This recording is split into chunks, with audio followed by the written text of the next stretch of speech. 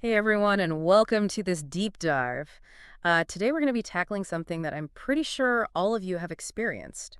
The source material you sent in, it's all about those online ads that we see everywhere. You know? Yeah. Sometimes annoying, sometimes actually interesting. But yeah, especially on YouTube. Yeah, absolutely. Have you ever settled in to watch a video?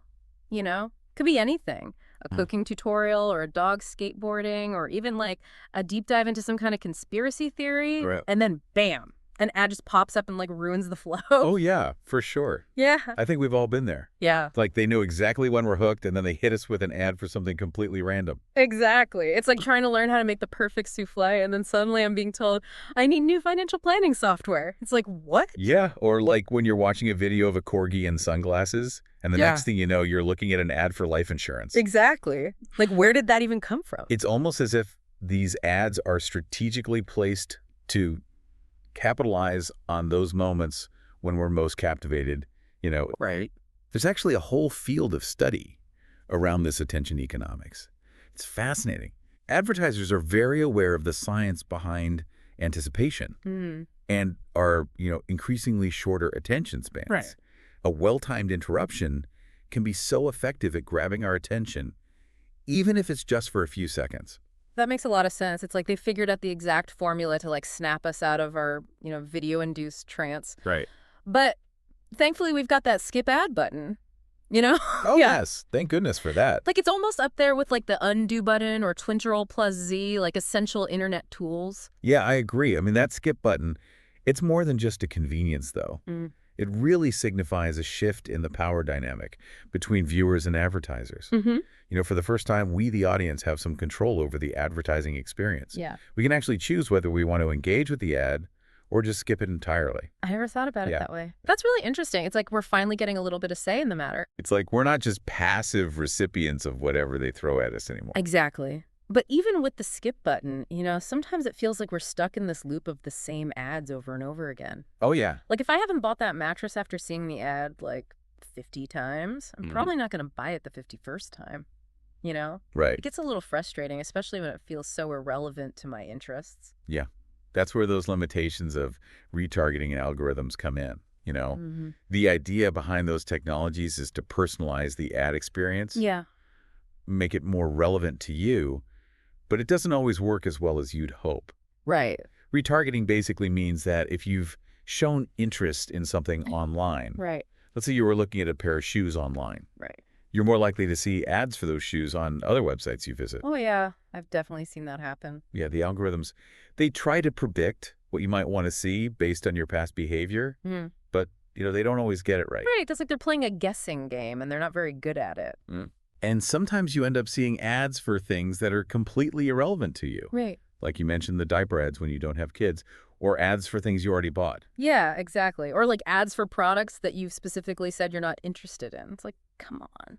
There's definitely a disconnect sometimes between what users actually want to see and the ad content that's being delivered. Right. It's like they're missing the mark completely. And that can be really frustrating for viewers. For sure. It can feel a bit intrusive at times, too. The internet is constantly watching your every move and then judging you for it with its ad choices. Exactly. It's like, we saw you looking at that. Hmm. Yeah. It's a little creepy. Yeah, a little bit. But what about those ads that you can't skip at all? The ones that seem to hold you hostage for an eternity? Especially when you're just trying to watch a quick video. Oh, yeah. The dreaded unskippable ads. I swear some of them are longer than the actual videos I'm trying to watch. It's like watching someone apply foot lotion in detail while you're waiting for your cat video to start. Exactly. Huh.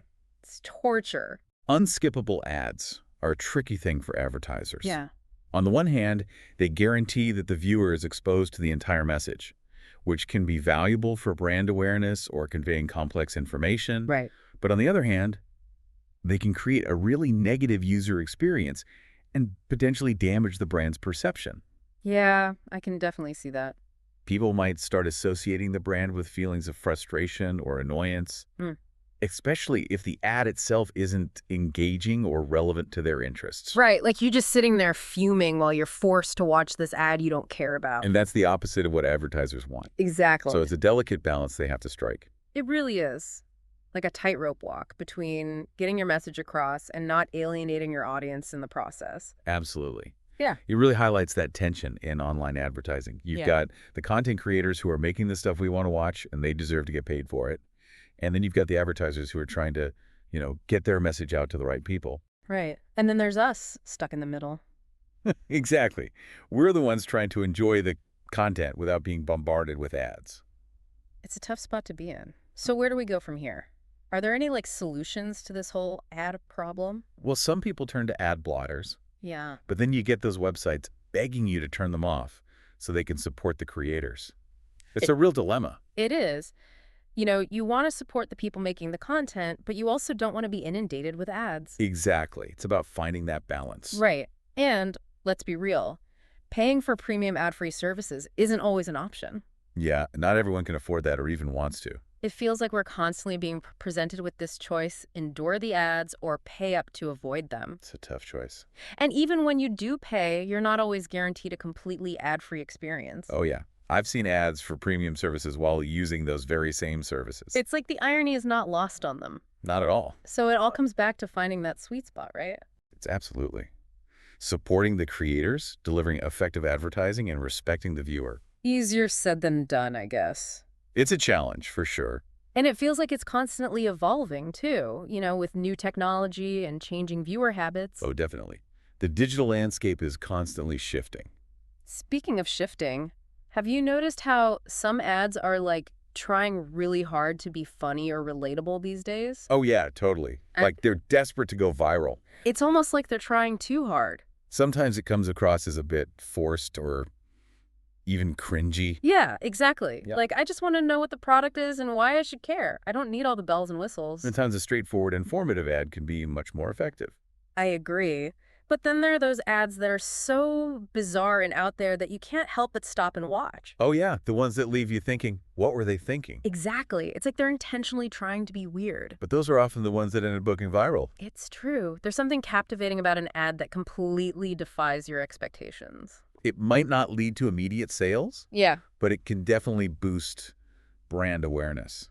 It's like a weird kind of marketing genius. It gets people talking about their brand, even if it's just to say, did you see that crazy ad? Exactly. It's like they're playing the long game. It makes you wonder, is the goal always immediate conversion? Or is it sometimes about planting a seed in the viewer's mind, sparking curiosity, Interesting. building brand recognition over time? It's a different approach for sure. A more subtle one. Speaking of things that make an impact, can we talk about those ads that blast you with full volume even when your headphones are on? Oh yeah, the sonic ambush. It's like they're trying to give you a heart attack. It's definitely attention-grabbing, but in the worst way possible. It's like they're punishing you for watching a video. And it can create such a negative association with the brand. For sure. And don't even get me started on those ads that follow you around the internet. Oh yeah, the ones that show up everywhere you go. It's like they're stalking you. That's retargeting in action. It's both impressive and creepy at the same time. It really highlights the power of data collection and algorithms, It makes you realize just how much information is being gathered about us online. and how that information is being used to target us with advertising. It's a little unsettling when you think about it. It definitely raises some privacy concerns. For sure. This whole online advertising thing is a lot more complex than it seems on the surface. It really is. There are a lot of layers to it. And it's constantly evolving, too. It's a fascinating and sometimes frustrating world. That's a good way to put it.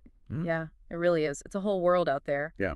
And, as much as we might complain about those annoying ads, we also got to remember that they're the reason we can even watch all this stuff online. That's true. They're funding the content. Yeah, it's a complicated relationship for sure. It really is. And who knows what the future holds? Maybe we'll see even more personalized ads. Or maybe things will go in a totally different direction. Yeah, maybe we'll get to a point where the ads are so well integrated into the online experience that they don't feel like interruptions anymore, Like they actually add something to the content. Like, imagine if ads were tailored not just to our interests, but also to our mood or the situation we're in. Like an ad that pops up with helpful information right when you need it, instead of interrupting your cat video. Now, that would be pretty cool. It would totally change the game. It would. It makes you wonder if ads could actually become something we look forward to instead of something we try to avoid. That's a really interesting thought. It would be like a whole new world of advertising. One where ads are actually helpful and enjoyable. Exactly. It would be a win-win for everyone. It's a fascinating possibility. It shows how much potential there still is in online advertising. Well, I think we've explored that potential pretty thoroughly today. We've talked about the psychology behind ads, the technology that drives them, and the whole back and forth between viewers, advertisers, and content creators. It's been a really insightful conversation. It has. And I hope our listeners have learned a thing or two about the often overlooked world of online advertising. Me too. It's a topic that deserves more attention. Before we sign off, I want to leave our listeners with a final thought to consider. As you're browsing online, think about your own relationship with those ads. What annoys you the most? Are there any ads you actually find effective or engaging? And what do you think the future of online advertising holds? We'd love to hear your thoughts on all of this. Yeah, keep the conversation going. After all, we're all shaping the future of online advertising, whether we realize it or not. That's a good point.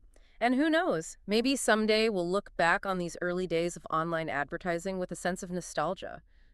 Like remember when we used to celebrate finding that skip button? I can see that happening. Well, that's it for this deep dive into the world of online advertising. Thanks for joining us and happy browsing. Thanks, everyone. And may your skip button reflexes always be sharp.